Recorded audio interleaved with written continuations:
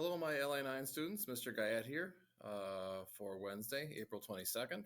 The assignment for today is to read chapters 4 through 6 and then answer a few questions about it. This chapter for yesterday, chapters 1 through 3, we met Dr. Frankenstein, and he talked about his family and how he met Elizabeth, and then how he had got his brothers, and then how he kind of went off to start at university and get involved in kind of a strange scientific discovery of digging up graves and chopping up body parts in order to try to make new life. I think we've discovered that he has good intentions, but I'm not so sure that this is going to turn out very well for him. The assignment for today is to read chapters 4 through 6, and I'm just going to start it for you just to get you today, just to get you started, and then kick you off and have you do the rest on your own. Chapter 4. Over a year passed. I received letters from my father.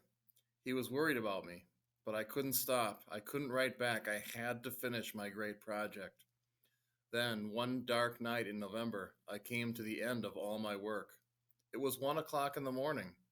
The rain fell against the window. My candle was nearly burned out. I put together all my instruments so I could give life to the thing on my table. Then I saw the creature's yellow eyes open. It breathed hard, and its arms and legs shook. How could I describe this thing I had worked so hard to make? He was very tall. I had chosen his face as beautiful. Beautiful? How wrong could I have been? His hair was black and shiny. His teeth were white and perfect. But these things made the rest of him seem even more horrible. His yellow skin barely covered what was underneath it. His yellow eyes almost matched the color of his skin. He had straight black lips. This was what I had worked on for almost 2 years. For this, I had gone without sleep and almost destroyed my health. I had worked for a beautiful dream of creating this, but in that moment, all beauty was gone. I was filled with horror. I ran from the workshop to my bedroom. I kept walking around in the room. I couldn't sleep. I don't know how long I walked. Finally, I wore myself out. I fell down on the bed and went to sleep. I dreamed that I saw Elizabeth. She was young, healthy, and beautiful, but when I took her in my arms to kiss her, she changed. Her face looked dead, and then for a moment I thought I held the dead body of my mother in my arms. I could see worms crawling all over her dress. I woke up with a start. The dim yellow light of the moon came through my bedroom window. Then I saw it. The thing I had created. He lifted my bed covers. His yellow eyes looked straight at me. His black lips were set in a horrible grin. From his mouth came an awful sound. He may have been trying to talk. I don't know. He reached toward me. Maybe he wanted to stop me from running. But I got around him and ran from the room.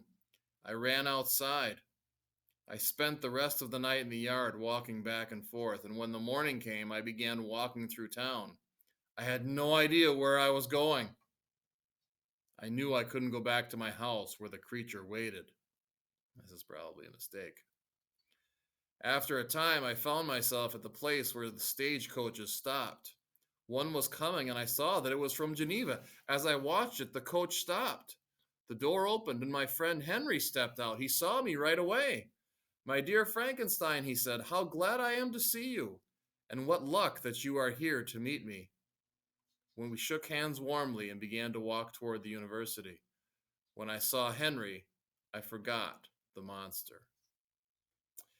Finish up then chapters 4 through 6. The monster is going to be kind of going off on his own because Frankenstein is not exactly there to guide him and to help him.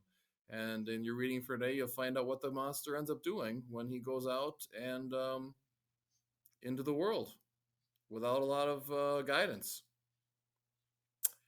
Enjoy the reading for today, chapters 4 through 6, and then answer a few questions in Google Classroom. See you. Have a great day, everybody.